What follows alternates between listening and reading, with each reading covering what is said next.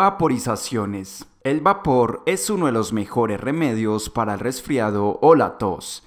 Ayuda a liberar la mucosidad y las flemas de inmediato al penetrar las vías respiratorias con mayor facilidad. Puedes hacer inhalaciones con una olla con agua hervida y agregar hojas de eucalipto, colocándote a una distancia entre 15 y 20 centímetros con una toalla sobre tu cabeza para que el vapor no escape y hacer inhalaciones durante 5 o 10 minutos 2 veces al día. La información anteriormente expuesta no reemplaza la opinión médica y el uso de estos métodos siempre serán bajo su responsabilidad.